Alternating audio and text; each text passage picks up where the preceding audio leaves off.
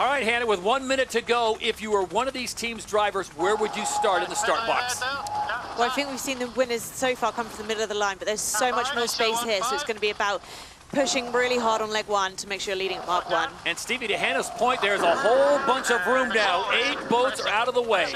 Yeah, a lot of room on the course here. Oh, Australia got a boundary penalty straight away. Massive error. They just need to start in behind everyone here and set themselves up for a good position after mark 1. Perfect control with Emirates GBR at the moment. It might be possible for Fletcher to squeeze the French way out over the top. Think maybe the French are safe. It's going to come down to an acceleration battle, and I think how happy they're willing to be to push towards mark 1. Fletcher still has control. Slingsby must be behind when this start happens here. Rolex pole predictors on board Emirates GBR. They're way away from the line. Here they go. They wind it up on the British boat. Boats are going to be coming in hot here. The French are hanging in. Look for the line to turn white, and we're going to be go. It's go time in Fremantle. Emirates GBR perfect at the gun. They've got their bow forward and they're on the inside. They have to leave from here, but look how hard the French are pushing.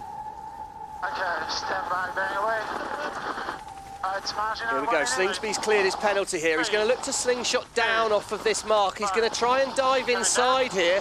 French should be able to wind it up and look to dive as well. With Emirates GBR, total control at mark 1. Coming down for me. And at mark number 1 in the event final, your Rolex sprint leader, Emirates GBR, and now the race is on for a title. Big first manoeuvre coming up here. They're really fast on board Emirates GBR. They've done a nice job. French have been forced out of control by the Australians. They split away. Bond's Flying Roos are in it. Slingsby will keep it tight early on here. Thrust is good. Angle. Nice, good angle for the build. Let's get a good build in here, no lower. Nicely done there for that first manoeuvre on GBR. I think the final is going to be a lot about the mapping, taking the shortest distance around the course, minimising those manoeuvres, minimising the chance for error. Yeah, and we saw it's a big rotation left in the wind, so both Australia and GBR got a lot further down the boundary than we saw there. So the British are well set for a left turn with no more manoeuvres, so I think they'll be pretty happy to go that way if they can. Slingsby surely is going to look to split away right and block in front of the French. 2 boards in, late turning. If they are going to turn right, he's opened the door for the French team here. No, he's following the British. He's keeping it tight. A little bit surprised by that, but if he's that determined to go that way. Lisa, the Australians seem fairly determined to go on that left turn and follow the British. Is there that big a wind shift?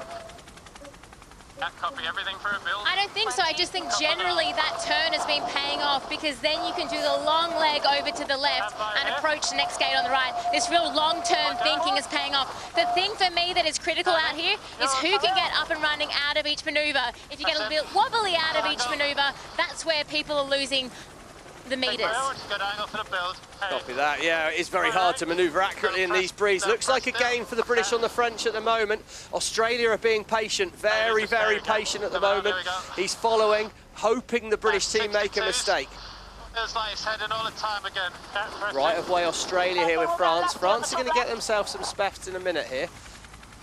They have the space, but they're in third at the moment, and they really are needing a mistake from the British.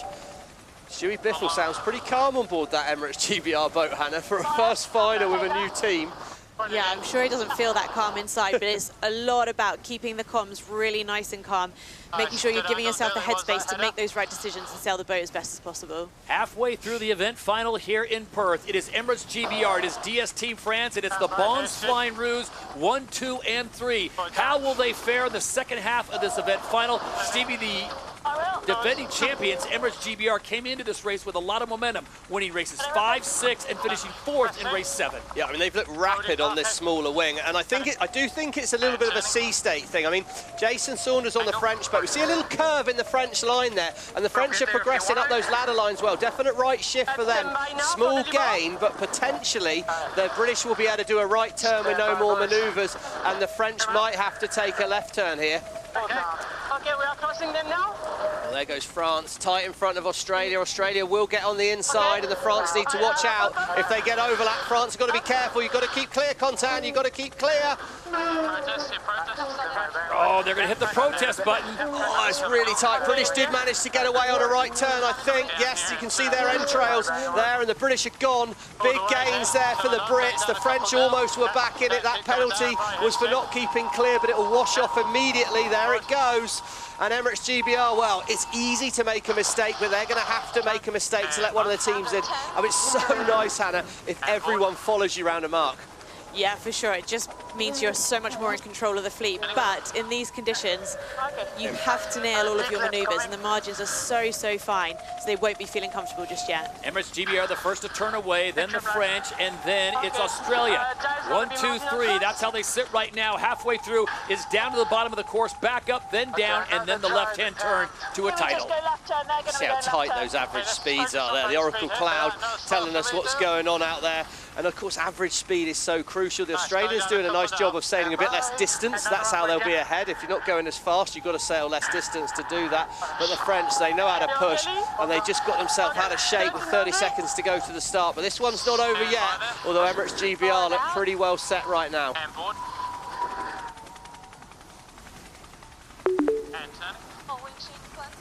If you can get right turn here, super strong. So that's the coach coming from on shore. I think that was at the top gate though, Todd. I think that was at the last gate rather than here, because the left turn at the bottom has always been stronger. So I think that might be slightly delayed from Robbie Wilson, because they were talking of left turn on the upwind. Hannah was saying that. There we go. We've got a split coming from the French. Slingsby's being patient here. Everything we can. Well, they're going to need it more than everything you can, I think, Tom, because you're going to need a real bit of magic on this upwind leg if you want to win it. Oh, France have put it underwater though. Big splash down round there. It's struggling on board that French boat. He's trying to push the limit. Starting to feel like it's quite hard work on that French boat. They've just got a little bit out of whack. They've been so smooth all weekend. But if there's going to be a time to be smooth when there's more space on the course, the final is it.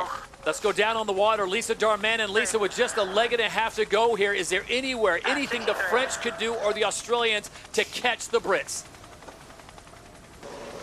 Oh, I hate to say it though, but the British, they've looked good all day. I think, you know, the Australians are a little bit wobbly out here, but the British, they're just executing their maneuvers. They're looking really locked in. So it really is, if they make a mistake, in saying that, the Bonds Flying Roos did close the gap a little bit, but Emirates Great Britain looking pretty strong here in Fremantle. That's tough for Lisa to say that, but Stevie, she's dead on. The British are not making mistakes. No, and a really good stat we've had come in is the British have not gone backwards in a race today.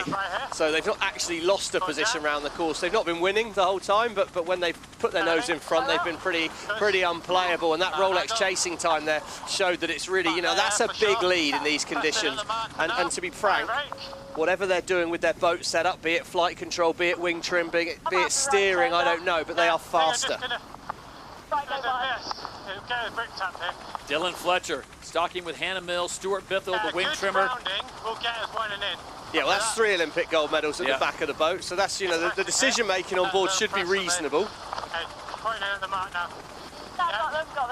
Quite a lot of conversation on board there, and you think, you know, they're doing 56, 57 kilometers an hour upwind. They're really calm in their decision making and planning kind of what are the other boats going to be doing, and then how do we best defend against that in these conditions. Keep coming, Dale. Keep coming. Look at the speed now. Keep coming. Just under 90 kilometers an hour as they exit. You go, Han. Here we go, real good manoeuvre away there. The Australians are going to try and split the course and see if they can find something. But let's remember, points are crucial when we get to Abu Dhabi. So the Australians, the Bonds Flying Roos, are going to be desperate to stay ahead of DS France here, because it's just crucial, these points, when we come to the end of the season. Any point counts. First event of 13 as the 2026 season is off in beautiful conditions here in Perth. And there you see it. Look at the numbers. Emirates GBR 100% on the foiling. Yeah, we heard Contan say super lefty.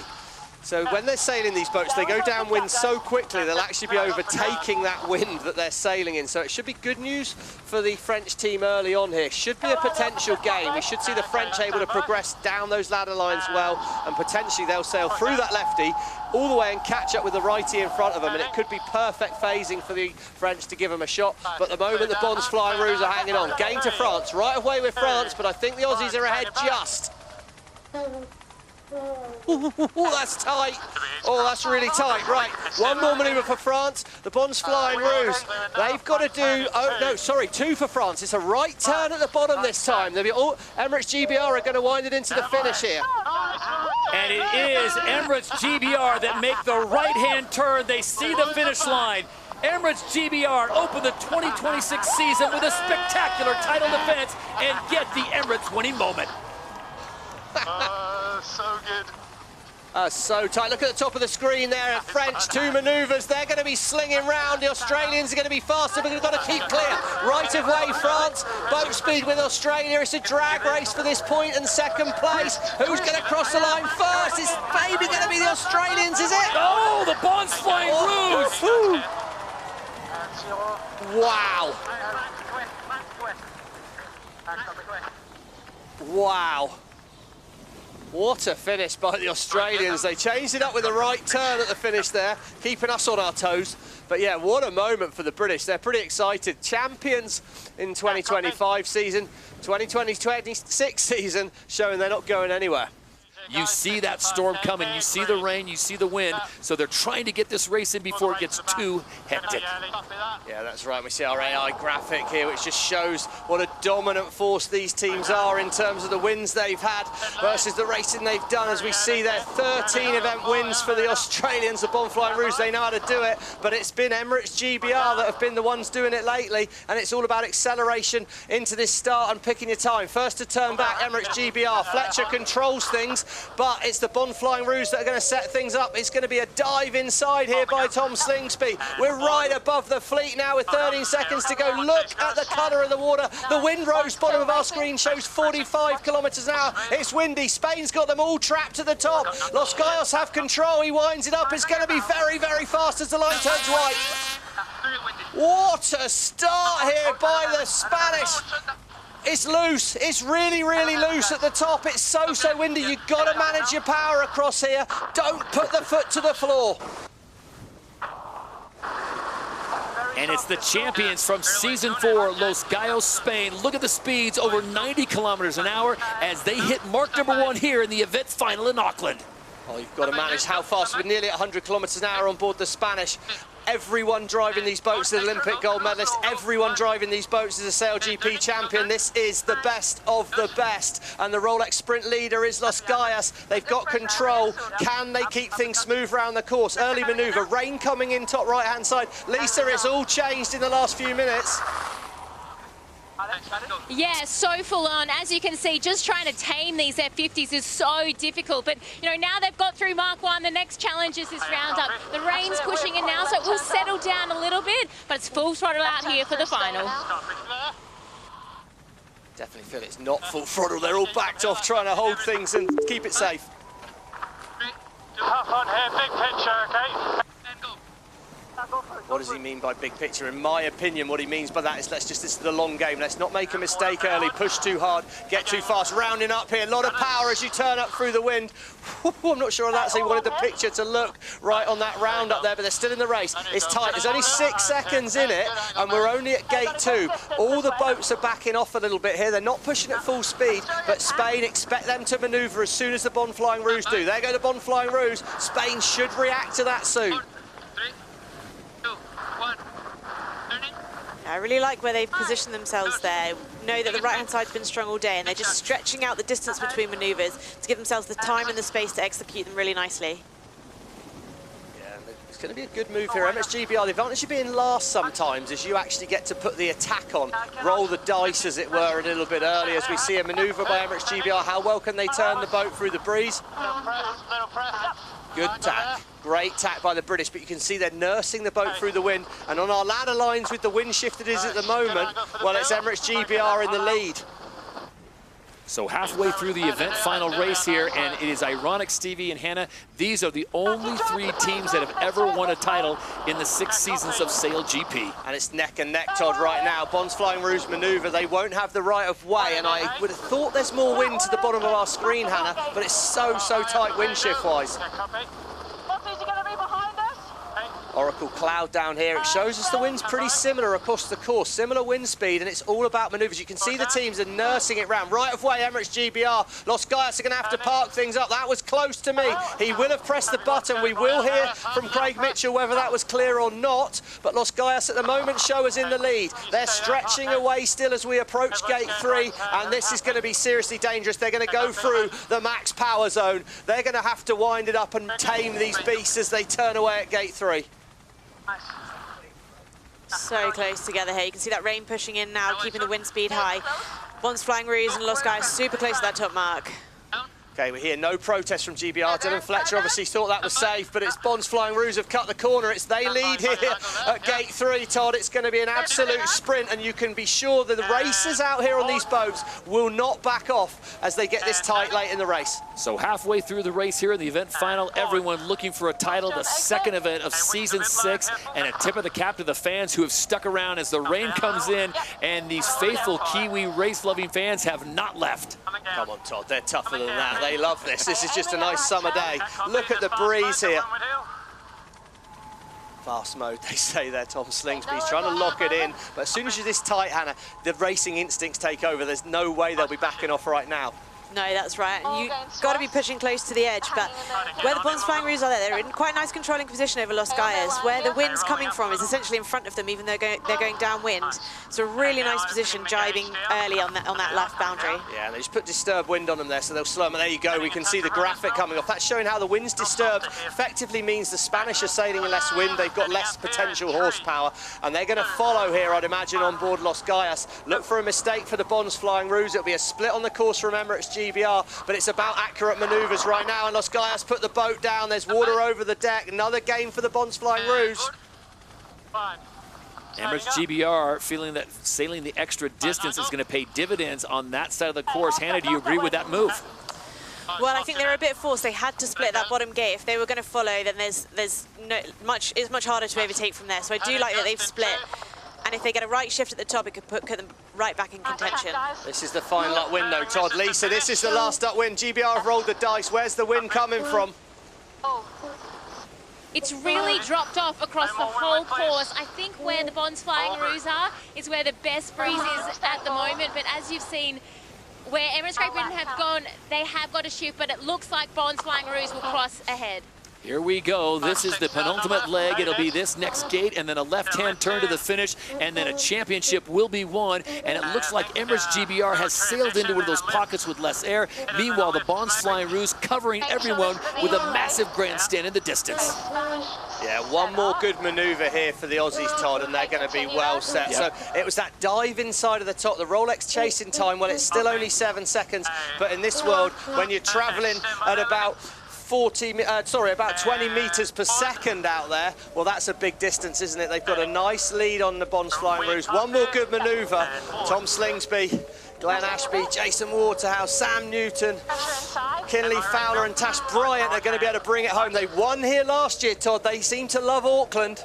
It is deja vu all over again for the Bons Flying Ruse and their fans as Tom Slingsby has come to the land of the Kiwis, and as he passes through this last gate, he can see the finish line. There is no one near him as he checks his 6, and it is a straight shot to the finish. The battle will be on for second place, but there's no question who will take the win here at Auckland at the ITM New Zealand Sail Grand Prix. It will be the Bons Flying Ruse with speeds over 80 kilometers an hour. It'll be a fast flyby for the fans, and the champions here at Auckland, once again, it's the Bons Flying Ruse 2 years in a row. Oh, they got it done. How good indeed. There you go. Flags or raincoats, I'm not sure, but they've got it done there. As you see, Emirates GBR did stick that manoeuvre. Good comeback for the British. They're going to get the win. Fletcher will be happy with that, and Los Guayas, well, 2026 season is up and running for the Spanish. They're back in the game. It is the race of champions, and it goes the way of the 3-time winners, Australia. So T-minus 1 minute before the start of the event final here at the KPMG Sydney Sail Grand Prix. Will it be the USA, will it be Great Britain, or will it be Spain walking away with the 10 season points? Spain late to manoeuvre. I think Spain are going to be very close to being late already here. There was an aggressive little manoeuvre by Emirates GBR, and we can clearly see the plans from the two teams. Emirates GBR trying to control the shorter inside route. It still feels early. Could be good news for the Spanish. Canfield very, very early at the line. Rolex pole predictor sits on him. The favoured position, the optimal position, speed versus distance, is where that blue Travelator sits at the top end of the start line here. Spain winded up. They're going to have the best chance to be foiling at the gun. Has Botin pulled the trigger just on time? He's going to be at the bottom end of the line. They're getting fast. I'd love to see the speed at the top of the wing here. Got to be close to foiling speed right now. 8 seconds to go. USA winds it up. Emirates GBR winds it up. Who's going to get this timing right into the gun? Oh, it's brilliant from Emirates GBR, absolutely on the nose there, but can any of these teams get foiling? USA, hull comes high, they've got a gust of wind, they look to accelerate. They foil on Emirates GBR. Oh, they're going to be gone at Mark 1 here. They've nailed that. Parko, the magician on the flight control, gets the Emirates GBR foiling, and they're going to lead at Mark 1. We can get to lay. Yeah, everything for speed here. Get it going. Pressure good all the way. US SailGP team also up on the foils as they approach mark number 1. Here comes Taylor Canfield on the right-hand side, trying to close down Emirates GBR, who will have the inside line, and they'll grab the whole shot. Oh, Emirates have tactical control. Can they cling on inside? USA are going to be trying to get to put the disturbed wind onto the Emirates boat. They'll come to the boundary. Emirates and USA will have to manoeuvre. It's going to come down to an accuracy of manoeuvre competition. Can any of the teams stay foiling? Emirates board fires. They turn. US turn. Can they stay foiling on either boat? And turn it. Here it comes for US SailGP. How silky smooth can they be? Emirates nailed it. They stayed on the foils. Look on the left-hand side of your screen. Does that hull stay dry? It does.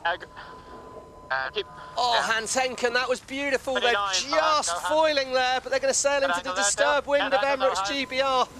Emirates fall off the foils. This could be the moment for the US SailGP team. Look at the speed difference, almost identical right now. Good save by Emirates GBR as they approach Gate 2, the DP World Gate here in the event final. Yeah, but the Emirates are going to need... The Emirates have to make a left turn, and they're going to struggle to get down to it. If they can go left turn... No, he looks like he's going to have to manoeuvre again. He'll have the right of way with the US team, but USA will look to go round the outside if he can. Pete, Lisa, are you turning left or are you turning right at the bottom here? I mean, if you can stay on the foils, that's all you want to do. So I think the US are definitely going to take this left turn. A bit painful for Emirates Great Britain. Pete? Yeah, it looks like they've done a nice job, you know, nailing that jibe, getting the ley line perfect and foiling out of the mark here. And I mean, if you can foil to the first boundary on the upwind, you're going to make a massive gain. Looks like they're doing a nice job right now. So they split the course as Emirates GBR does not want to have the extra maneuver to Lisa's point, and it is US SailGP now sailing away. They're finding a little bit of breeze. Stevie, looking on there, where do you see the pressure on the water? I think the pressure looks pretty even.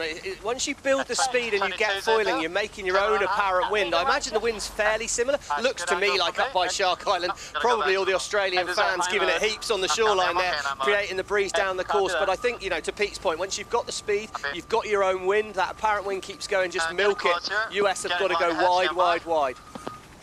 Pretty nervous times on board for both boats. So if you're the US, there's a lot of leverage, a lot of distance between those two boats. They can nail this maneuver, then they should be okay, but it does look light near the top of the course. I'll be staying in H1 at the moment. Leg 3 of 6, so we're halfway through the race here for the US teams. It's a longer race than we had before. We're just trying to lay this, right? Yeah, there you go. So that's the question now. Do we foil? But to foil, they'd have to invest and turn away from the gate. They'd have to sail a lot of extra distance. Again, that'd be interesting to find out from Pete. How do you ever make that call? But right now, they've got a big, big lead. Spain are foiling, right-hand side of screen. They're going to be eating up the distance. Here we go, the meters here. We see that's great little graphic. Top left-hand side of screen there. The meters are probably going to start coming down for the Spanish, but 400 meters behind is not ideal.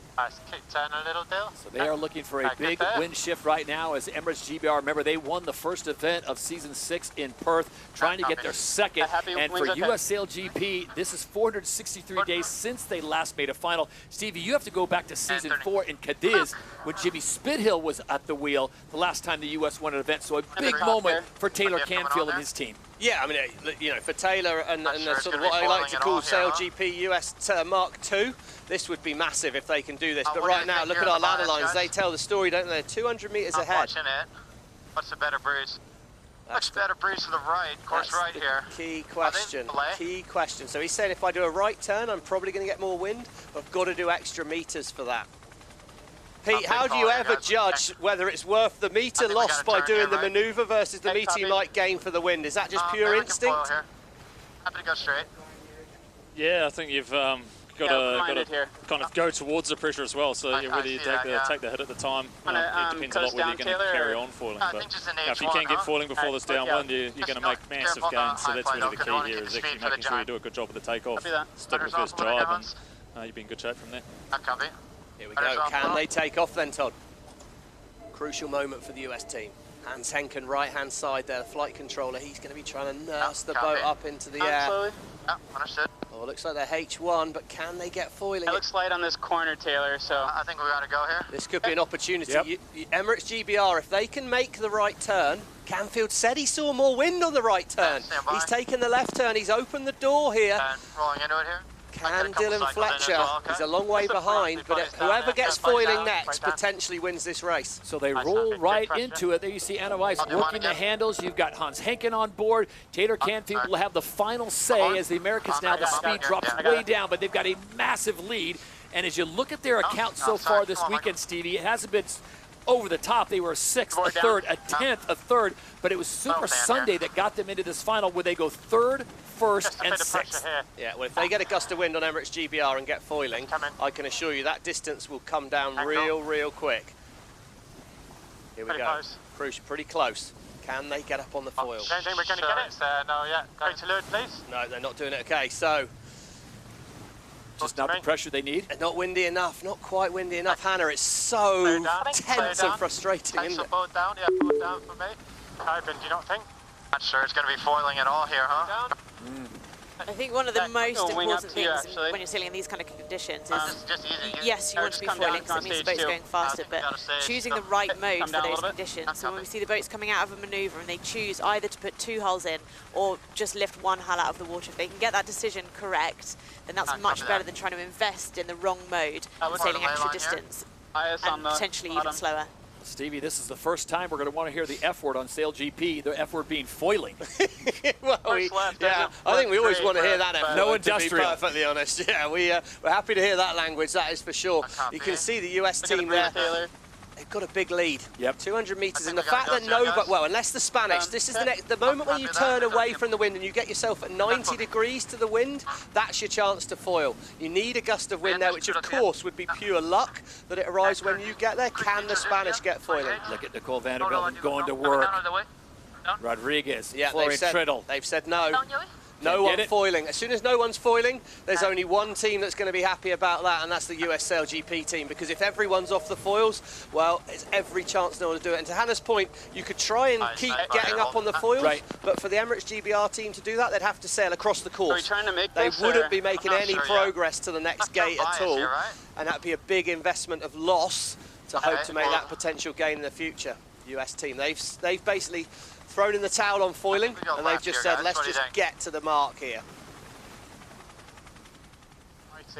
All right, as they approach the DP World Gate here with the 4th and then 5th, 6th legs to come before the finale and the Emirates winning moment. We check in once again down the water with Peter Berlin and Lisa Darman. And Lisa, question I have for you is, at this gate, where do you want to be? Because where is the breeze? For Spain or? Jibing, let's have a look after. Well, you know, USA, they're rolling into the jibe right now, so they're going to take the left turn. I think in general there has been a little bit more breeze on this left-hand turn towards Shark Island since that wind did that big shift. But, you know, it's just so nerve-wracking out here. I know it's a lot slower than we're used to, but that intensity is super high because, you know, it's not as easy to throw your boat around like you used to. Pete, there's been a lot of chat about choosing modes. How hard is it? You know, right now it's pretty obvious that it's 2 hulls in the water, but when it is marginal, how hard is it to make that decision? Almost looks a little better. I think the US did a great job. They're around their top mark, you know, taking the H1 down and then just transitioning to the mode they're in now. But yeah, it was a little nervous times when GBR came around, whether they're going to be able to take off in the puff on the top right. But yeah, you definitely want to be where GBR, sorry, where USA is now. They're doing an awesome job. Okay, Pete, well, tickets have just gone on sale for the 5th and 6th of September in Valencia. Have you got any hope for our Spanish fans of being able to make a comeback, or does this one look locked down for the US team? I'm coming up a little here. Well, it looks like they just brought the top marks down a little bit to keep us close to target time. Yeah, I mean, for me, there's still a chance of Spain to get GB, but I wouldn't give them a massive shot of getting all the way to the front from here. So you're saying there's a chance, Peter Burley. So right now on leg 5 of 6, it is US SailGP team out in front looking for their first event victory since season 4 in Cadiz, Spain. As they will nurse this thing home. This isn't speed chess. This is very tactical, and they're going to have to get this right. But a massive lead, Stevie, that they picked up on leg number 3 has put them in this position. Yeah, they'll sail all the way to that blue line that you can see just in front of them. That's the theoretical ley line. So if they manoeuvre on that, they'll be able to make it to the next gate with no more, well, with only one more turn required. But by getting to the line and then being able to hit that blue circle that comes with it at the top there as we're on board the Emirates GBR boat here, and you can see they're miles behind here. They've had to do an extra manoeuvre here. That circle, if the US team enter that, then they own the mark tactically as well. I mean, it's very unlikely that's going to become a play right now, but for Canfield, yeah, any US Olympic team could be the man for your curling team in 4 years' time, because he is ice cold in these tactical conditions. Hey, 3. So as Emirates GBR try to hold on to that second position right now, and Los Gallos Spain holding on for third, it's a good time to focus on US SailGP team. Stevie, this team's been under a lot of pressure, obviously. We've had events in the US they have not been able to win, so they are feeling the heat. But coming up on May 30th and 31st, tickets available for the New York City event, and this could be a hot team coming into that event, their home venue. Remember, only one stop in the States this year, and it's in the Big Apple. And here we go, rolling into it. That will be the Mubadala New York Sail Grand Prix on May 30th and 31st. So they make the turn, and this will be the last maneuver for US SailGP and the fans on Shark Island with a front row seat. Yeah, and as we see that as well, it's done it. What's interesting, right-hand side of screen, Spain. Tactically, I kind of like where they are. They're going to have the right of way when they meet Emirates GBR at the top here. Remember in Auckland, it was Emirates GBR that dived inside of the Spanish at the final mark. Opportunity to get a second place, and remember, it's a long, long season. Every point matters, and Los Gallos will be desperate to get back to that grand final in Abu Dhabi at the end of the year. But what a result for the US SailGP team. Let's let them enjoy it. We'll speak in Spanish on board. There you go. It might seem premature celebrations, but when you're that far ahead, you may as well enjoy it. So not the breeziest days here in the harbor city, but the KPMG Sydney Sail Grand Prix will go the way of the Stars and Stripes. It is the US SailGP team that will cross the line, and they will take top honors and the Emirates winning moment as they claim victory here in Sydney. Yeah, that was a solid day, because that was a tough, tough day. And I think, you know, I'd be interested to talk to the team afterwards, but I think Hans Henken, when he got them up on the foils off that start line, oh, I mean, that was the moment right there. That was silky work to get flying then. That was a gold medal flex for SailGP fans, especially for the Americans, as they claim the victory here in Sydney. Crossing at the minute. Here we go, Spain have got the right of way here as we come into this circle. I heard easy cross from Stuart Biffle there. It doesn't look that easy to me, but they are going nearly 5 kilometres an hour quicker. Have I got one? Please? He's got to be sure he's ahead. Really tight. Right of way, Spain, but Emirates GBR, if they can squeak round the front. Yeah, he's made it. There you go, Emirates GBR will get second. That was tight for a moment. It closed right up, but Dylan and Co are going to get it done. Swim it in. Well, what's amazing about SailGP in Season 6, Hannah Diamond, is you look at the parity. The first event went the way of the defending champions, Emirates GBR, as they defend their title from the year before with a victory in Perth, first stop for SailGP. And then the second event in Auckland, the big collision between France and New Zealand, that win goes to the Bonds Flying Roos. And here in Sydney, Australia, it's US SailGP. So 3 events, 3 different winners. Yeah, it's really shaping up to be a great season with so many boats able to take a win at each event. But it's all about being consistent across the season, like you say, if you want any chance of reaching that grand final where it all counts at the end of the year. Yeah, and we're leaving this first sort of, I don't know, almost call it first leg of the tour, the down under section here. We're going to move across to the Americas next, and yeah, I mean, Emirates GBR, all right, they finished second here, but they first, second. I mean, consistently, and in terms of the race to the final, wow. They look pretty solid on that boat. Well, it wasn't a win, but second place, and that'll be great season points for Emirates GBR as they continue to defend their title from Season 5. A good performance from Spain. Hannah Diamond, we talked about it during practice on Friday. They looked solid, and while they would want the win, finishing the top 3, again, more season points. And we are 1 minute away from the start of the final here at the Enel Rio Sail Grand Prix, part of the Rolex SailGP Championship. A picture-perfect day with an iconic setting. Sugarloaf Mountain in the background, and the three best teams on the weekend. The Bons Flying Roos, Los Gallos of Spain, and Artemis set to do battle. 41 seconds to go, and we can see Artemis are already winding it up at the top end there, all off to the right-hand side of our screen. They have all got a big run up, but they're going to be needing to get the acceleration right. I think Australia could almost be late already. They're going to need a perfect manoeuvre and a quick up on the foils. Artemis look like they will be inside. Middle of the screen's the line. Middle of the start line is the favoured place to be. Look how gusty it is under Sugarloaf as Slingsby starts to line it up. He's looking fast on board the Bons Flying Roos. The Rolex pole predictor sits on board that Australian boat. Spain have space. Outeridge and Slingsby are fighting. The line's going to go white when we're ready to race. Oh, he lines it up. How's your timing, Nathan Outeridge? Wobble on board the Spanish boat at the top of the line. Artemis got slow, and it's the Bons Flying Roos who'll lead at Mark 1. And here comes Spain on the outside. They've got speed, almost dead even across the line as they approach mark number 1. It's NASCAR on water here in Brazil. Yeah, oh, could be crucial. The Bons Flying Roos catch the windward hull if Artemis can overlap. No, they're not. He's bailing out there. Outeridge doesn't think he can dive inside. The Bons Flying Roos, they're going to get first pick at this race course. Yeah, definitely got off the line well, but it feels like there's going to be a lot in this race, doesn't it? One thing's for sure, there'll be plenty of opportunities. So, no, we'll just have to, I'm sure Spain will just be keeping it tight and keeping it back. Yeah, on the day that is the final round of the Masters, I can't help but think that there is a lot of golf left in this hole in terms of this race course. It's really, really tricky out there. Okay, reloading here. So first to maneuver, the Bons Flying Roos and Artemis. They go 1 and 2. Keep your eye on Los Gallos, Spain. They currently sit in third place, opting to carry this one a little farther out. As we look at the conditions, Stevie, you see pressure all across this course, but as we've seen in the prior 3 races, there are holes out there. Yeah, there's a lot of opportunity. I think we'll hear from Tom Slingsby what's the distance he's hoping to find at the bottom of the course. I think a move back to the right turn does put you in good wind. The left-hand side of our screen has historically been the place to go. Slingsby says there's good pressure left. It's a Raven. Yep. Tricky decision right now. You've got the pick of it. Left turn. Copy. Left turn. I think if you're not certain of anything, he's going to sail into that big gust of wind. You don't do another manoeuvre, so you guarantee not losing a certain amount of meterage. Really good gust Keep here. it simple. It's definitely the way to play. You know, if you think everything's even, you think you're going to good pressure, you might as well keep going straight. But yeah, look at this. Banish have taken on the other side. They're up on the inside of us. So it's the Australians and Artemis 1 and 2, and Diego Motin's going to roll the dice here. Pete, you like this call?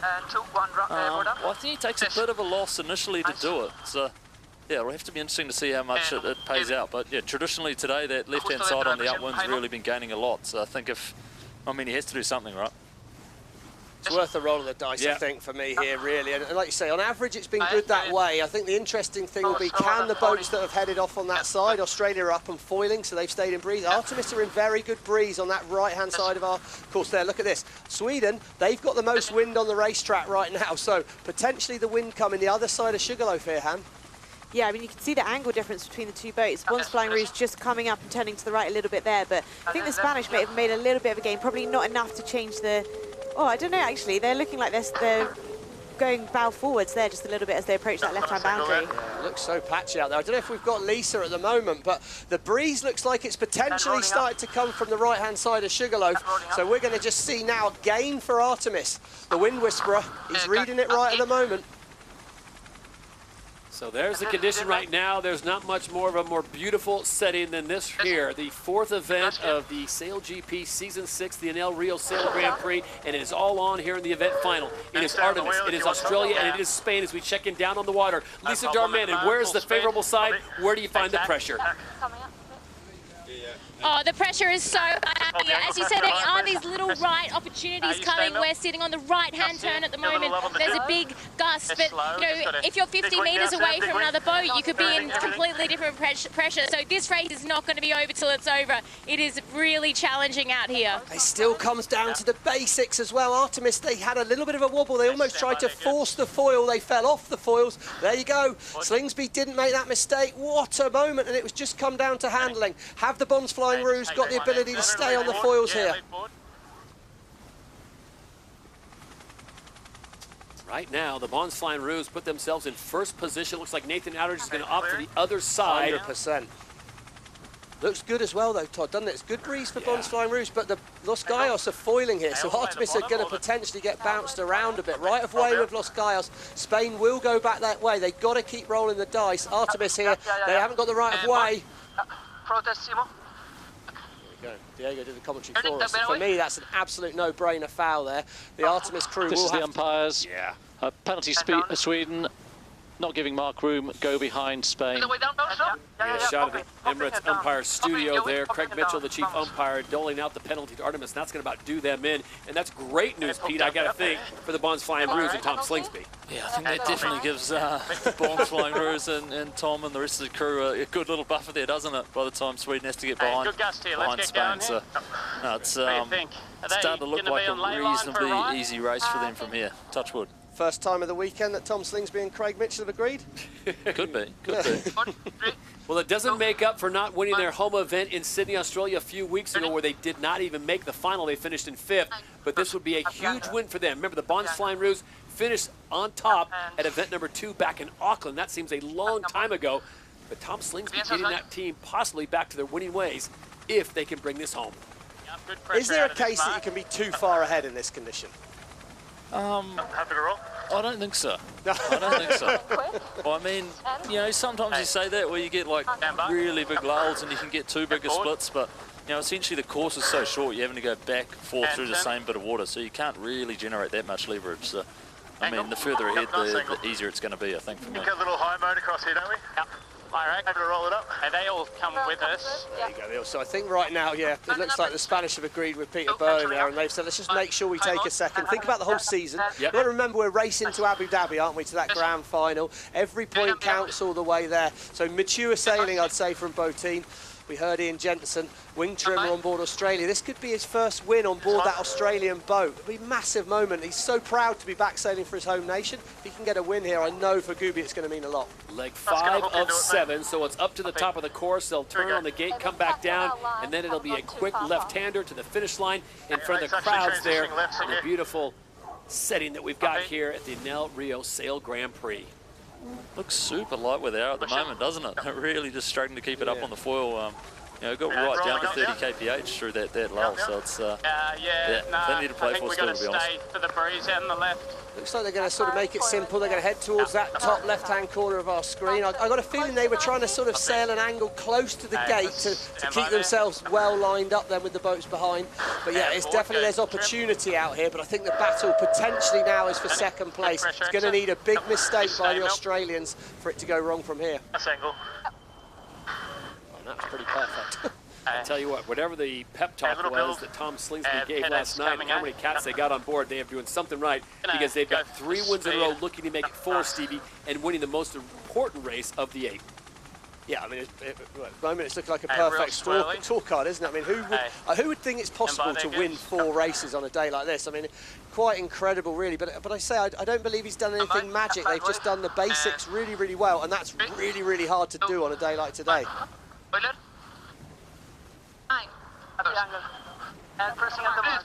What a beautiful place to sail, eh? Just taking a little look in around the scenery under the Sugarloaf. Yeah, pretty fond memories for a lot of these yachties here in this part of water. Softer. Hold that angle. So there it is. Australia makes their way around the gate. They keep it clean. Here comes Spain sitting in second. Here we go. Pressure now. Straight into a jibe out of this. Sounds pretty calm. They got wind back again. Oh, panic over for the Bonds Flying Roos. Right there, rolling down. Your wing. Go hard, Sammy. Not celebrating just yet on board the Bonds Flying Roos.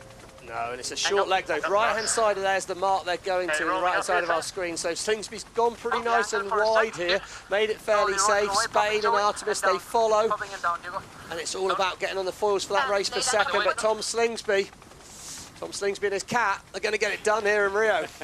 So 4 races in the 2026 season and 2 victories will go the way of the Bonds Flying Roos. their new owners, Hugh Jackman, Ryan Reynolds, and they are just about 200 meters away from closing the deal.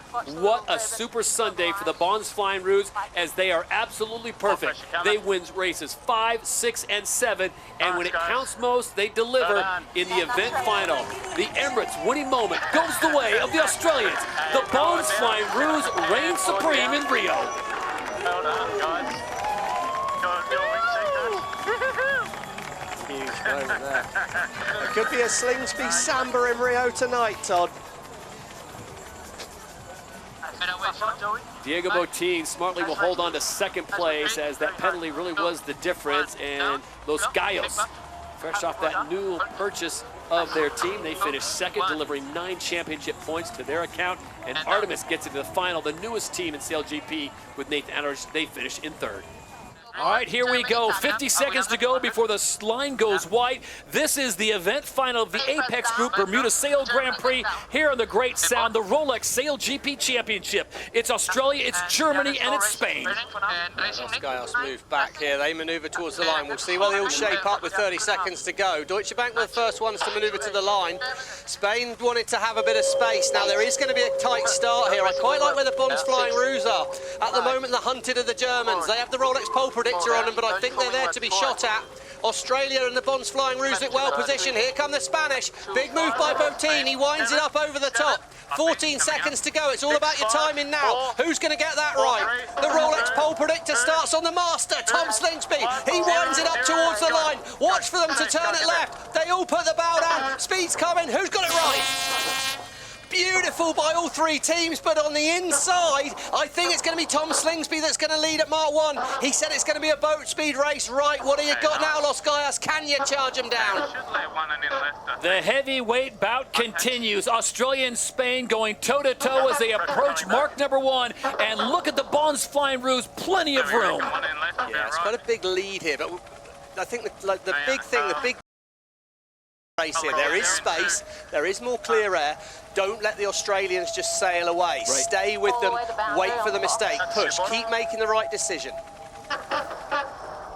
The decision's going to be whether you race the boats or whether you race the course. I think Tom alluded to the fact that there's more open space here, but the choice for Los Gallos is going to be, do you put pressure by just staying close to them, or do you make a strategic decision and split away from them? And here it is. Spain's going to make the first move. Germany's going to go with them. Yeah, I think they'll all match here. I think the crucial one's going to be gate 2. I think when they get to this next gate, Australia obviously will have the first pick. Right. So given that you've got, Tom Slingsby, Tash Bryant at the back of the boat, they're used to making good decisions. So they're going to have a look at where's the most wind, how do we sail the less distance. They'll make that choice. Now, if it's an obvious decision, Spain will have to follow. But if it's even, if it's 50-50, that'll be when you roll the dice on board the Spanish boat.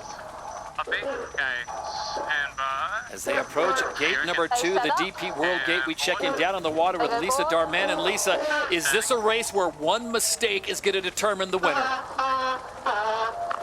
I think so. I mean, the Spanish and the Australians haven't made many mistakes all day, so I'm not sure we're going to see that. Being out in front is the key, but with the gate bias, that could save you 50, 100 meters. So as the wind changes, you might be able to make little gains there, so that's what you should be looking out for. And Steve, are you surprised that everyone's opting for that lower gate? I mean, Spain and Germany are all going to follow the Australians. Well, no, because I think they would have looked at that and said it's definitely better to turn right. So you don't ever win anything by obviously doing the wrong thing.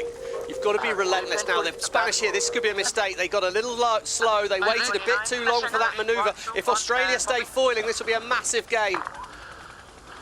Magic numbers 30. Can Waterhouse keep it up? It looks like he's going to keep it on the foils here. He's done it. Look at the different angles. Well, the Spanish have popped back on the foil quickly. Amazing work by Joel Rodriguez there, the flight controller. When they come back together, the Spanish will have the right of way. Spain are fast. They've got the hammer down, but the Aussies are back up to speed now. I think what we're seeing right at the moment is these top 2 boats have dropped the hammer. They're moving away. They're going fast. Look at how the boats are lent on top of them. They've got the windward hull close to the water. Wind is just a thing. Spain are almost looking like they're throwing a lot of manoeuvres at them early here, Hannah. Yeah, I think the thing that I've noticed, the difference between these 2 boats, the Spanish boat speed never drops quite as much as some of the others within the manoeuvre, but their top speed isn't quite as high as the Australians. So it's interesting to see how that plays out through the rest of the race. go. Well, now we've got a big split, Todd, okay? So this is the first roll of the dice by the Spanish. Had they stayed with the Australians, then they'd have definitely been following them to the next gate, probably having to sail in disturbed wind. So now it's a little bit on Mother Nature. Moderate pressure. 1, board. Easy, It's just so smooth the way they operate. Jason Waterhouse, Tom Slingsby, Ian Jensen. Perfection. That was really slick, that manoeuvre. Look how much they've got the boat lent over, so much they're pushing for extra horsepower. Top here, Tom, so a little in the bank. Yeah, rolling up. Let's go down on the water. She's the closest to the action. Lisa Darmanin, what do you like? Look into your crystal ball. Who made the right call on that leg? Well, the Australians, they push wide early on, which means they're going to lay in one here, and I think that they're going to make a huge gain, whereas Los Gallos, they're going to want to turn left because that's the bias, but it's going to cost them a lot. It's a really tricky maneuver to pull off. See there, can't you, Hannah? It looks so much closer to the one the Australia's going round. Yeah, that's right, and it's even harder to pull off that manoeuvre that Los Gallos are going to have to do if they want to turn left, because they've actually dropped 1 crew member since the last race. There's only 5 people on board. You lose one of the grinders, so you've got fewer options with the wing trimming. Now, this is a desperation move by the Spanish here, Todd. They're doing definitely the wrong thing. It doesn't mean it won't work out if they get lucky and they get a gust of wind, but this is the roll of the dice, because if they knew if they just stayed there, they're definitely going to be second, maybe third. This is a full roll of the dice by the Spanish. Have they found some magic? They're rocking her in. Am I right? Yeah, happy to roll this down. Yeah, doesn't look great their way. Doesn't look amazing ours either. Ever the optimist, Tom. Go higher for me. I don't know if you've ever watched Winnie the Pooh, but it's a bit like Eeyore being on the back of the boat, I think, in that moment there. Debbie Downer. Yeah, well, come on, Tom. Look at that. Cheer up. Anyway. And to Lisa's point, look at the gain. Yeah, huge, massive gain 200 there for the Bond's Flying Ruse, and now it's just a case of setting up for a nice right turn at the bottom, leading out that way, keep the boat fast, and you're going to bring it home 2 in a row for the Australians, I'd say, from here. But mistakes can happen. They just don't tend to happen often on that Australian boat. And that's the view from Germany Deutsche Bank as they look to the rest of the field. Good battle now for second place as the Bond's Flying Ruse have nearly 200 meters on everyone else. But look how fast the Germans are coming in at 65, 66 kilometers an hour. Yeah, setting a fast angle to get behind. We're going to have a split at the bottom between those two, but it's really a race for second and third, I think, now, Hannah. Yeah, it is, and that's really tightened up. I think we've seen a couple of times Los Gallos, they've taken that other gate option in finals, and it's done really well for them, but obviously it wasn't to be this time. They don't often do well doing what is definitely wrong. Yeah, I think especially on a course like this where there are quite a lot of nodes, the breeze is shifting, it's changing a little bit, but not too much. There are definitely different race courses where you'd be happier to take that chance. We know a little bit more about this course, and it was always going to be a bit of a punt from their part. So it's a 14-second lead as they went through the last gate for the Bond's Flying Ruse, the winners of the last event, looking to make it 2 for 2. Yeah, the manoeuvring's just good.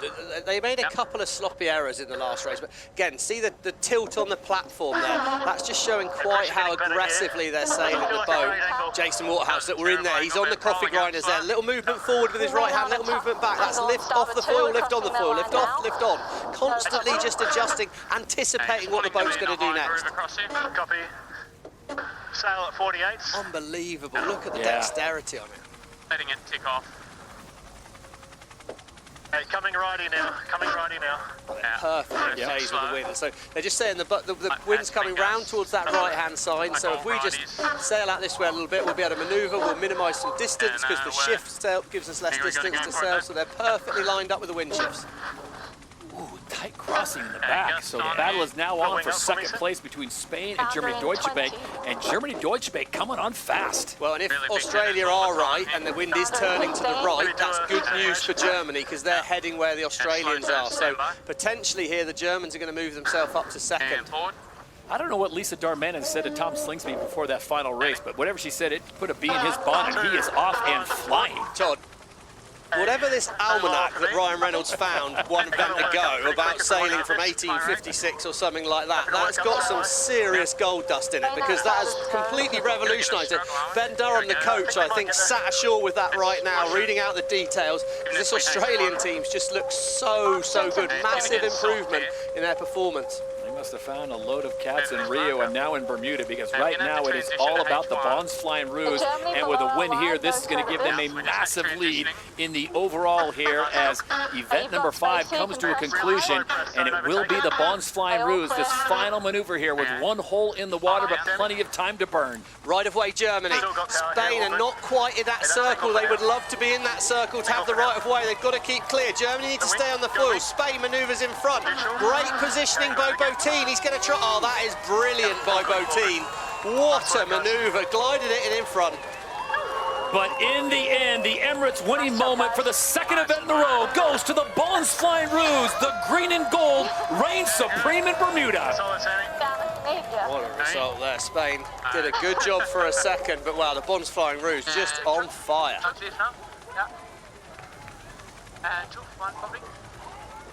Well, it's about what you thought, Stevie, as we were looking at practice and some of the numbers earlier this week. Spain looked fast, and you called it. They're going to be in the final. Germany may be the biggest surprise, but a great learning experience for a team that continues to get better. Well, fantastic. 2 events in a row, getting better. Brilliant news for Germany, Deutsche Bank. But in the end, no one could match the strength and the speed of the Bonds Flying Ruse with their co-owner, Ryan Reynolds, here in Bermuda. It is the Australians that win the event. So we look forward to that as we come up on 1 minute to go before the start of the event final. We have a look at that graphic. I think we know who the favourites are. Yeah. They've won a lot of these events. They've done 54 events and they've won 18 of them. I mean, they know how to win the Bonds Flying Ruse. So here we go. This is the calm before the storm out on the Hudson. With 42 seconds to go, where do you want to be, Hannah Diamond? Well, I think this next part is going to be really crucial. That turn back to the line, how they accelerate. Looks like the Australians are taking an early turn back. They look to be in control position at the moment. Yeah, North Star, they're out the back of the box at the moment. They're going to look to wind up and find a gap through. They'll be able to get foiling first, but can they find space? Slingsby's going to match that turn, I imagine, here. Australia have got to accelerate well. North Star not foiling. Campbell James says they're racing. If they're racing, they're already late on board the other teams. North Star are firing in here on the foil. 9 seconds to go. All the teams look late to me, but North Star right now are well positioned on the inside. Can Emirates GBR come in fast? I don't think so. They're going to be late. Oh, the Bonds Flying Ruse crossed the line first. Brilliant start by Slingsby, but tactically the advantage with Scott. Can he control the situation? It looks like they're going to need to be really fast because that Bonds Flying Ruse boat has got more wind, better angle, and rolling over the top. The Bonds Flying Ruse are going to lead again at Mark 1. Heard the British wanted to be up the line, so clearly it was a very fast angle from the upwind end of the line, because Emirates GBR, they were late, but they've nearly rolled over the top of all the other teams here. At mark number 1 at the event final in New York City, it's the Bonds Flying Ruse out in front. Emirates GBR sits in second, and North Star Canada tucks into third. We've seen that left turn be pretty strong in the previous fleet races, so it'll be interesting to see if they all want that left turn or if someone's happy to split away and take a bit more of a gamble. You've got to think, if you're in an Australian boat, you're going to take it. You've got to think Emirates GBR will follow, and you've got to think North Star will split and try and find more space. I imagine North Star are going to struggle to get down to it from where they are on the track, so expect to split down here. But the Bonds Flying Ruse, they've not been out front all event. We look up in the Oracle Cloud, they're not going badly there, are they? 40 miles an hour, 65 kilometres an hour. They've got a boat speed advantage as they head into gate 2.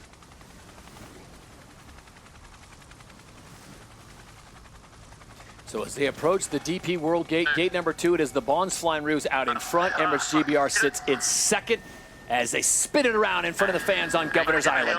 Wow, Emirates GBR's poker face was pretty good there. He split at the last moment. It was too late for the Bonds Flying Ruse to be able to cover that off. We've got to split. Now it's about where is there more wind on the racetrack. Has Dylan Fletcher seen that little bit more wind that's going to send them up the racecourse faster? Stand by. Down. There we go, the wind speed's pretty similar, but there's more wind on the Australians, so more wind should mean advantage Slingsby. pretty big split across the course here, isn't it, Stevie? Those boats cannot control what's happening on the other side of the course. They know that they're going to have to sail as fast as possible and at the best angle to try and give themselves the best chance. I think what they know is on that first manoeuvre out of a bottom gate, if you go as wide as possible, you then open up the course tactically later on. So you're like, okay, I'm rolling the dice a little bit here, but that's going to give me a chance to control things further on. This is a big moment. Does Slingsby turn in front of Emirates GBR, try and shut the door, or does he think he's going to find more wind wider? Go here, stand by. He's let the door open for the British here. Oh, that's a big moment. It's all going to depend on if they can make the next gate. I was surprised there, Hannah. I thought Slingsby might have tried to shut the door on Emirates GBR then. Yeah, it's a bit of a strange position to manoeuvre there. I mean, I wonder if they... Yeah, so they are quite far, kind of up the course. They will be able to make that right turn, but to me, they've gone too far. Emirates GBR look like they're going to make it as well, so Slingsby could have turned sooner, could have shut the door maybe on the British there. Fletcher's found a way through. So here we go. It's Emirates GBR. They will opt for that right-hand side. The Bonds Flying Roos yield first place to the Brits. So it's Emirates GBR in first. The Bonds Flying Roos of Australia in second, and here comes North Star Canada. It looks like they are going to split the course. They are, but they've got really slow. They've fallen off the foil, so they're losing a lot of distance here, the Canadian boat. The race for the win here is between Australia and Great Britain. We've said that a few times before, but on that upwind leg, I'm not sure if it was more wind. I think it was just that the British managed to minimise manoeuvres. They got all the way to the boundary early, got to the next gate with no more manoeuvres, and that's turned into a 50, 60 metre lead. Wow, you talk about what Lisa said. It's kind of patchy out there. The Canadians, sailed into a pocket of no wind. Now it's picking back up as they are approaching 60 kilometers an hour. But look at the loss, 200 meters to the Bonds Flying Roos, and it is Emirates GBR with about an 80-meter lead. Yeah, I think for North Star, it's going to rely on something unthinkable between those first two boats, really, to get themselves back in it. Fletcher made a gain by going right at the bottom last time. What does he do here? Looks like he's going to have to go left. Copy black, and 2 on board. What do you reckon, Hannah? Right turn for Australia? Well, they're going to have to do 2 manoeuvres to get down there, but it's a long way to that left turn from where they are now. Yeah, that's a complex manoeuvre, but they've done a lot of time in the boats, the Bonds Flying Roos. They're the team that can execute that. Beautifully done. Maybe a slight gain to the Australians on that downwind, but now it's all about, is it a gain to Australia? That's where the British made a gain last time, so Australia's going back to the favoured sides of the course. Can they make it work for them? So, Stevie, strategically, the Bonds Flying Roos and Tom Slingsby do what Dylan Fletcher did and stretch this thing all the way out to the boundary. I think he's got to try and get there in one, and then he'll assess how he's coming back together with the British. Here we go. He's ahead, he'll sail a normal angle. If he thinks he's behind, he'll aim at them, he'll go fast. He'll try and give them that same difficult decision. There you go, Tash Bryant. She says we've got to go behind. Right of way, Emirates GBR. It's a gain to them on the left-hand side, though, isn't it? Oh, big gain, but I don't know with this dip that they're having to do whether they'll be able to make it to the top gate now. I think they'll have to do another manoeuvre. Emirates GBR will do one more manoeuvre to get there. Dylan Fletcher not making it easy for Tom Slingsby, and Slingsby turns back into it. So look at the speeds on top of the mats. It's 50 for Emirates GBR, 44 right now for the Bonds Flying Roos. And what's interesting about this, Stevie, the last time Emirates GBR won an event, you have to go back to event 1 that started the season in Perth. They haven't won since then. Meanwhile, the Bonds Flying Roos are trying to make it 3 in a row. Yeah, I mean, the Bonds Flying Roos have been almost unplayable, haven't they? But we knew Fletcher would be back. He's got that kind of quality, but they'll be desperate to take a wind here. Looks like a big angle change. Look at that big wind shift on the Australians. They're sailing nearly straight up the ladders. That's going to be making big gains, but they're going to be going slower for doing it. It's going to get softer at the top. Yeah, just keep working the high groove. Ian Jensen there. It's going to get softer. It's going to get less wind. Less wind means it's less easy to make that gain. Let's go down on the water. Lisa Darman on leg 5 of 7. Did the Bonds Flying Roos make the right call? Okay, Mark's moving. Oh, it's so hard. I think it was tough that they had to do that evasive manoeuvre and avoid the British. The British, they're coming in so fast at the moment, so even if the Australians make this turn, the British, they could slingshot around, but oh, it actually looks like the Aussies might do it here. You can hear the happiness in that voice there. Exactly. I think what was incredible there, they got under 30 kilometres an hour, but Jason Waterhouse managed to keep it on the foil, so the rebuild's not been too much. advantage Australia. But here we go, both of them almost identical on speed as they will make their way down as they've cleared gate 5. Dylan Fletcher, the first one to turn away, trying to send disturbed wind the way of the Bonds Flying Ruse. Meanwhile, Canada out the back, and this is a battle for first and second. This is a battle for supremacy in SailGP Season 6. It's a better manoeuvre by the British. Again, he's going to try and get onto the wind of the Australians. If he can move forward a little bit, he'll put disturbed wind onto that Australian boat. Less wind means less speed, but right now, just clearing the wind ahead. The wind's coming from slightly in front of the British boat here as they're going so fast downwind. Australia, he's losing out, but he's got control tactically. The British cannot manoeuvre from there. How about this? We come down to the penultimate leg 6 of 7, and it's man on man. It's Australia versus Great Britain. These are the two heavyweights in Season 6. Can Tom Slingsby get it done? It's going to come down to this last maneuver. Oh, Ainsley knows it's difficult for Dylan from here. The Australians tactically got perfect control. Slingsby, wow, he was brave. He's not allowed to do that. Oh, that'll be a protest. He's forced the issue there. Surely that's a foul by Emirates GBR. It's going to go to the umpires, but it's first up on the foils, the Bonds Flying Ruse. They've got the rights on the inside. Emirates must give them space. They're overlapping. The Australians have got to keep clear. Oh, this is going to go to the umpires. Oh, my. This is all about how Craig Mitchell saw those two incidents. And the Emirates winning moment for the time being goes the way of the Bonds Flying Ruse. They make it 3 for 3. I've just heard from Chief Umpire Craig Mitchell, no penalty on either. Oh, my word. Wow. We often talk about the racing rules getting into the grey. That was really tight racing. Brilliant action here in New York. What a finish. Awesome today, mate. Tightest finish we've seen all year long, and in the end, it is the Bonds Flying Ruse that reigns supreme in New York City. Break the New York curse. Hannah, with 4 boats, doesn't really change the dynamic a whole lot. A little tighter at the start. Where do you want to be, especially knowing these characters that you're lined up against? Well, I think we've seen that the leg to Mark 1 could be pretty long, so you've got to not only be fast at the gun, but you've also got to be sailing the optimal angle. So we'll have to see where that is dependent on the shift, but with 4 boats, it is going to be a different dynamic. And we'll keep our eye on the wind. As Lisa Darman has been reporting throughout the day, the wind is dropping off. There you see the wind lines there. As there you see the direction and the strength. So it will be the Bonds Flying Ruse that go to the very back of the start box. Switzerland turns in front of them. There's Artemis. They turn in front of them as well. So it's already getting a little messy, Stevie. And here comes Spain. Yeah, those 2 boats, bottom right-hand corner, that are together are going to be potentially slowing each other up. Interesting fact, we saw it on that graphic before. Australia, they've won a lot of events. Spain have won a lot of events. The Swiss and the Swedish have never won an event in SailGP. Let's keep that in mind as we watch things, as the Rolex pole predictor sits on top of the Swiss boat at the top of the line. Middle of the line's a favoured place to be. I like where Artemis is right now. It's all going to be about the wind-up and the strike, though, from here, as we see Los Gallos dive below Artemis. They come in fast. Great position for Botin, and now we're looking for the line to turn white. It's going to be blanket start. Oh, take a look at it. That's why they're paid the big bucks as they come out of the line, blazing towards Mark 1. Fastest angle for the Swiss. Tactical advantage to the Australians, but I think the Spanish are perfectly positioned to lead at Mark 1. And you couldn't have dialed it up any better. 4 wide as they approach Mark 1. This is the event final here in Halifax. 4 boats competing for top honors. It's tight on the overlap. I think that the Spanish are still just about in control at Mark 1. Just. Oh, that was brilliant there. So now, big advantage to the Spanish. They're lining things up down the course, but you've got to execute this first manoeuvre. Artemis, they spin away. Got to make something happen. Roll the dice time. Rolex sprint leader Diego Botin. Accurate manoeuvres. Look at the breeze on the shoreline. Lovely gust of wind where the Spanish are right now.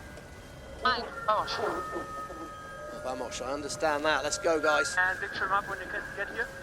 Look at that breeze holding 20 kilometers, just dipping below across the course. Explore Swiss as we go on board, doing a great job making it to the final. They've never won an event. Is today the day for Sebastian Snyder and his crew? They've done a nice job. They've set in that extra breeze down the boundary. I suspect we probably look for most teams to take that right turn if they can. So Spain in the box seat, Explorer Swiss where they shut down the second. I like the angle where Spain are. Should be able to do a fast exit from here and now. Are you patient on Artemis or do you split? I think you've got to be patient. It looks like a big bias to the right turn at the bottom here. So as they reach gate number 2, the DP World Gate here in the event final, it is Spain out in front. Explorer Swiss comes in second. The Bons Flying Rouge in third, and Artemis, the rookie team, they sit in fourth. They're going to spin it on the mark, I think, Todd. They're going to go for a turn straight round here, and a tricky manoeuvre that. Yeah, really hard to pull off, but it looks like they've done it really nicely. I think if you're at the back, you want an open course, you want options. Whereas if you're at the front, like Los Bias, you're really happy to see everyone following behind you. And interesting there, because they did it right on the mark, they were over speed for a tricky manoeuvre, and it's not easy foiling manoeuvres out there. So actually Artemis have gained a lot, because look, you see the Swiss manoeuvre on the side, but they fall off the foils. Clever, clever sailing for the Swedish team there. Nice gain. Lisa, that was pretty clever by Artemis. Where do you see the breeze right now? Yeah, it's not so much where the breeze is, but it looks like the angle is what's sort of hurting everyone that didn't do that manoeuvre. So Artemis, everyone else is sort of pointing towards the back of Artemis. So I'm expecting them to kind of sail around the bows. So big move by Nathan there. But what we're seeing is that the top of the course is very different to the bottom of the course. So as the next couple of minutes, I think that right-hand side where they're going is really going to start to pay. We'll see if Lisa is the proverbial Nostradamus in Halifax right now as Artemis makes the turn. Look what's waiting for him. There is Spain right there. They'll dip behind. It is still the Spanish out in front. Artemis now inherits second place. Here comes the Bons Flying Rouge as Switzerland has to dip behind them.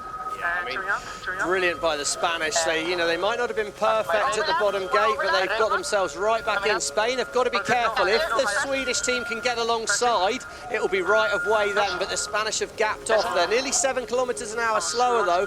This one's going to be tight.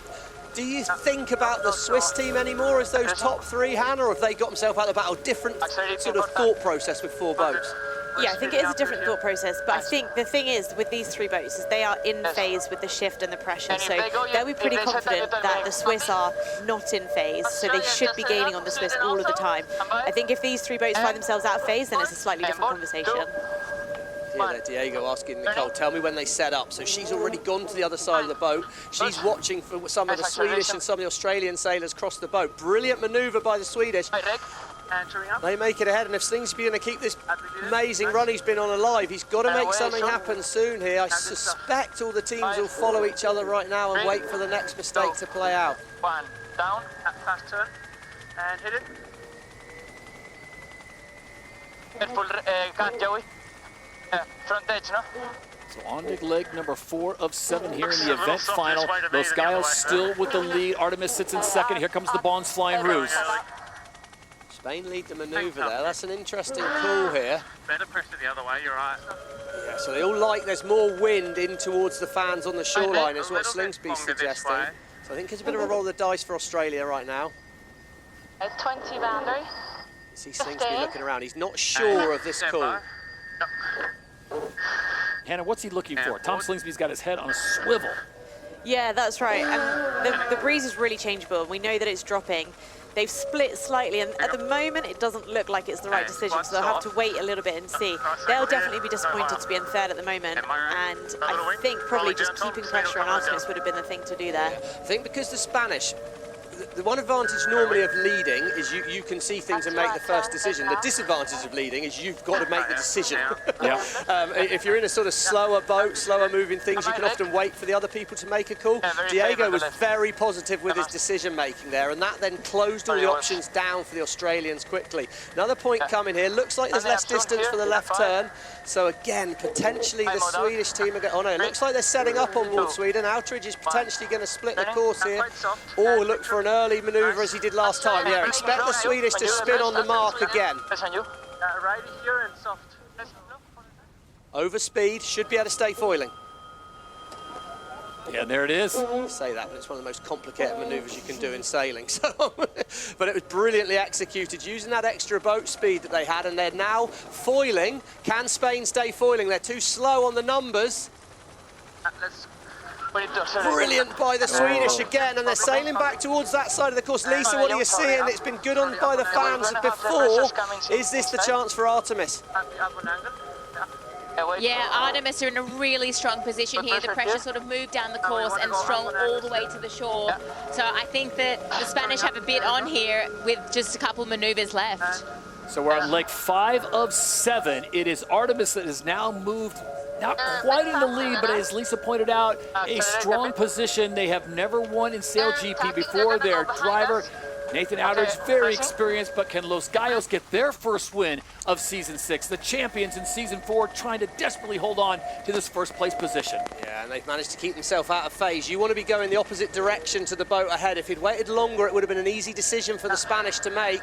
It's aggressive from the Artemis team here, and they're in a good breeze. You see it's quite a dark patch of water there, so Spain still have a good lead. One manoeuvre ahead is Artemis. But when they meet each other next time, if it's close, Sweden will have the right of way. Look at the speed on tour up Sweden's mast. They are at 50 kilometers an hour. Spain has dropped down to 38. Just takes so long to build speed out of the maneuvers with these big foils. So looking a little bit better for Artemis just now. Yeah, theoretical ladder lines are that way.